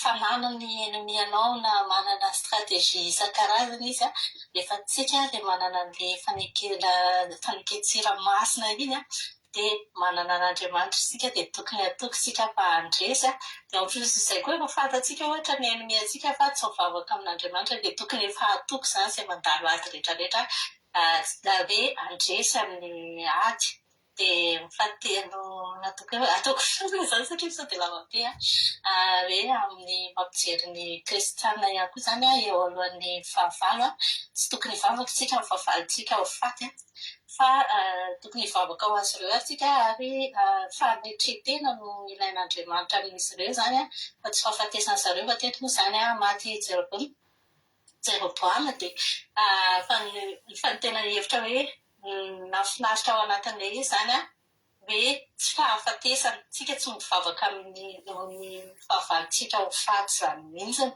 fa mivavaka fotsiny tsika hoe zareo ahita ny herin'Andriamanitra amintsika dia tombo ny heriny satria mitombo tahaka ny heriny tao amin'ny abia izany ny herin'Andriamanitra dia izay no hita ny fahavalontsika dia mankasitraka anareo tendrony tao.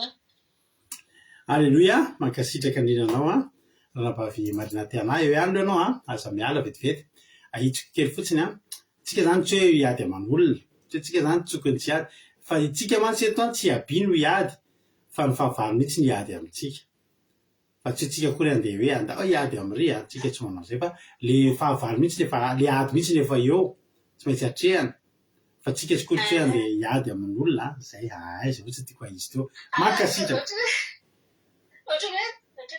Miady amin'olona izay mihitsy nandraisana anazy fa mankasitraka makasitera tamin'ny ina moa fanitsina fa ohatran'ny resika hoe miady amin'olona ihany izany tsika kristiana tsika tsy miady amin'olona tahitsy Jesosy mahery mankasitraka indrindra alleluia mbola misy olona hafa indray ao izana fahatsapana maromaro mihitsy izy ato dahoary andray ary tsika piditra olona hafa manaraka mahafinaritra mihitsy ianareo rehefa mizara fahatsapana mamy mihitsy rehefa mitonga ny fotoana fizarana fahatsapana ndao ary etsika fitenena indray ary nabavitsika Evelina Rodriguez inona indray ary ny azonao ambary inona ny azonao lazaina anao fitenenana mankasitraka pastera na fitenenana dia mankasitraka anareo menatako tamin'ny tenin'Andriamanitra fa tena mamy marina tokoa dia tantara ty le fanombohan'ny mihitsy zany dia fanafinaritra be hoe iaby zany dia efa nanana toko tsara fa tena hoe andresan'ny Jeroboam satria voalohany aloha dia hoe Jeroboam dia nanompo omby lahy telo volamena izany hoe manompo sampy izy zany dia ny olona manompo sampy tsy maharesa ny olona izay manompo amin'ny Jehovah zany zay aloha voalohany dia ny voalohany koa le hoe fanekenana sy tira dia hoe io zany tena tsy azo zogozony io tsy maintsy tanteraka zany fanentenana nataon'Andriamanitra dia manaraka le hoe fa iaby dia natoko koa izy satria izy tena tsy nafoy an'Andriamanitra dia ny fahavalo koa zany tsy voatery hoe ny fahavalo na hoe feno fahavalo manodidina ary tsika dia ny zavatra tokony tsy hoadinitsika dia ny hoe ny mitaraina amin'ny Jehovah sy ny mitsoka trompetra dia hoe manome voninahitra sy manandratra azy zany dia manarakaraka farany le hoe ny hery zay raisitsika zao zany tsy voatery hoe zao no ampiasaintsika an'iny fa rehefa any amin'ny ady amin'ny manaraka dia tena hoe eo amin'izay Jehovah Andriamanitra no momba antsika dia nakasika be mihitsy moa zany tenin'Andriamanitra satria ny olona manana ny heriny miaraka amin'ny Jehovah Andriamanitra zany dia tsy maintsy mandresy ny fahavalo ary iny mihitsy zany tena namarika be mihitsy le hoe ny fanentenana sy tsiry iny satria dia tsy azo zogozony iny ary dia tena hoe tanteran'Andriamanitra mihitsy zany ny fanentenana ataony dia izay tokony aby zany hoe andreseny an'i Jeroboam dia ny farany le hoe tsika rehefa mandalo ady dia izay foana ny tokony ataontsika hoe Jehovah ny tompontsika dia ny ataontsika dia izay hoe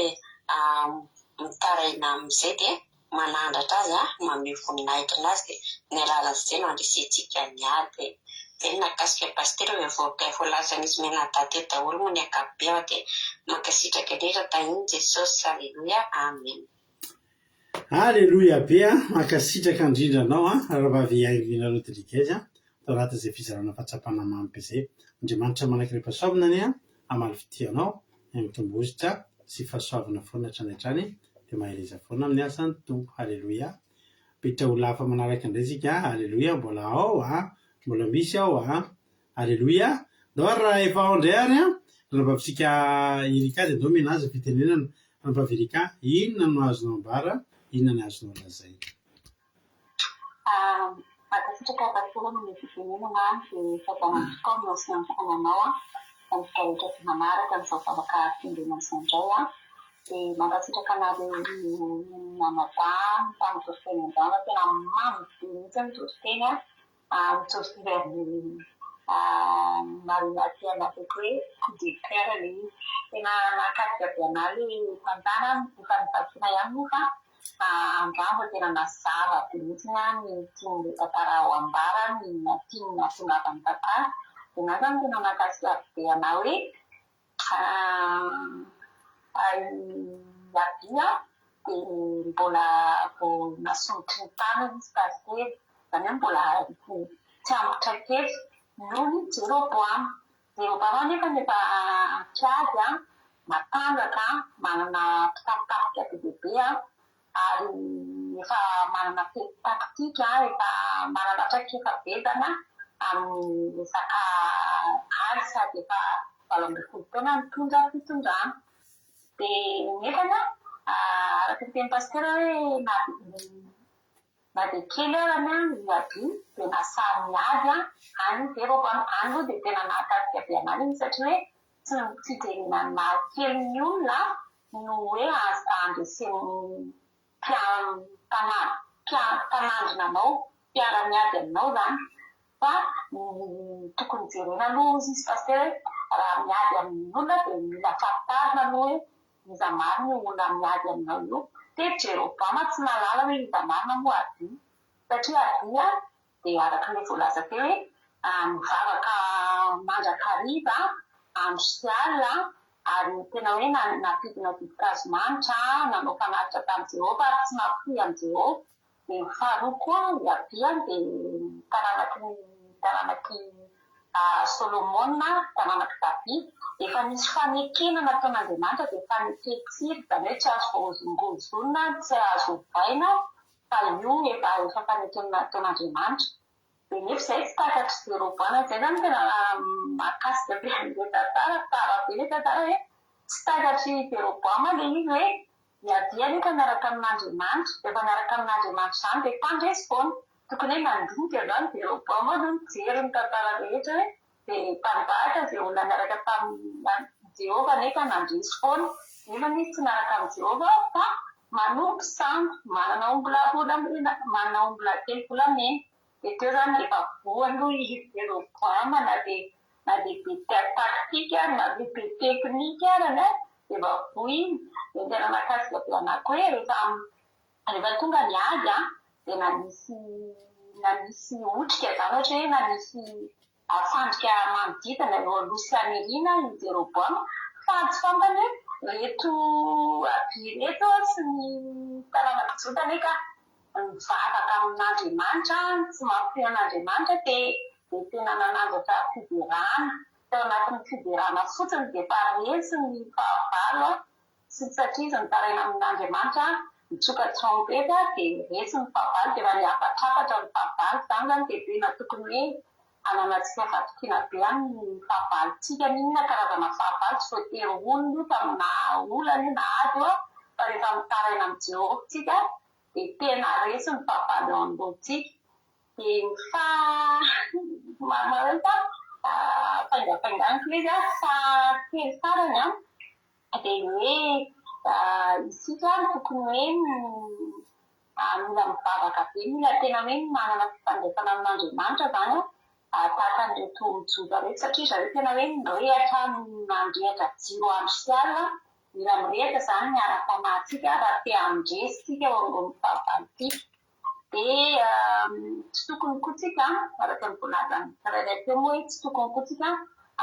faly hoe afatesany fahavalontsika fa reny dia ataon'Andriamanitra mihety eo amintsika mba ahitatsika efa tena hoe Andriamanitra no miady eo antsika, Andriamanitra no mampandisa atsika. Izany hoe tsy tokony hoe zany tsy tian'Andriamanitra ho hita maty eo reo fa mahita atsika mandrety mihetra ny fahavalitsika. Dia farany indrindra hoe rehefa mandalo azy isika no tena mahakasika na hoe na dia kely ery fa rehefa mivoaka ao anatin'io azy io dia tena lasa felohery be rehefa mandrety fahavalitsika isika dia aza matahotra intsony zany isika na ninona fahavalitsika fa efa ataon'i Jehovah mandrety mba tena mipikitra sy matoky azy rehefa tena tsy mahafola azy dia efa tena ny mahakasika anazy dia mankasitraka indrindra indrindra. Halleloia. mamy be ny fizarana fahatsapana akasitrahana ianareo mianadahavy izay nifandrimbona tamin'ny fizarana fahatsapana. Andriamanitra manaiky pasoavana malifity anareo ny mitombosa sy pasoavana foana hatrany hatrany dia mahereza foana amin'ny asan'ny tompo. Mamy Jesosy malifity mafinaritra be mihitsy. Ty misy raha tototro atsika dia vavaka tsika avy eo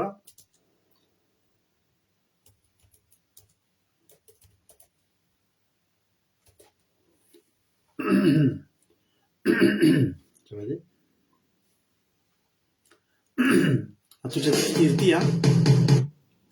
tirity dia miteny manao hoe ny fandresena raha tojoady ianao dia zao ny tenen'ny lera hoe ny fandresena ngefa efa voasoratra ho anao efa ela mbola tsy niala tany kory io ady io, mbola tsy tonga teo aminao io ady io dia eo mason'Andriamanitra, eo amin'Andriamanitra, eo anoloan'Andriamanitra efa voasoratra ho anao io fandresena io.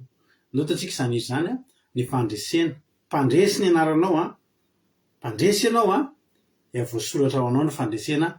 Ny ady tsisa mody ataonao fa mifandresena efa anao. Anala fanadinana ianao mody manala ianao sisa fa efa any ny anaranao ny amin'ny afaka. Marary ianao efa ny amin'ny lisitiny sitrana ny anaranao. Alleluia. Miasika olana ianao efa ny ambadiky ny olana misy anao zao. Alleluia. Mahereza efa voasoratra ho anao ny fandresena. Vavaka sika olona zay dia marina fotoana. Ny finaritra daholo tahiny Jesosy.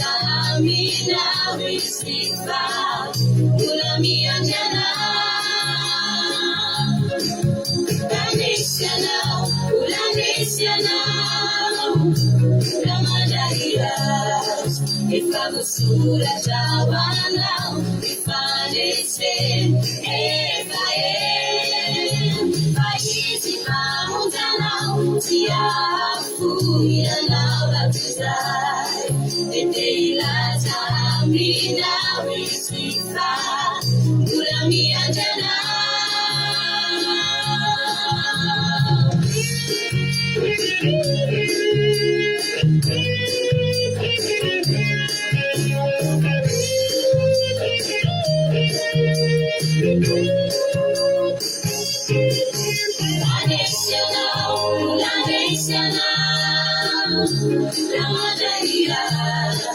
Ifagusura jawana ifanese evae Paisi pamutana tiafu yanala tizai Eteila tamina wisifa Ulamia jana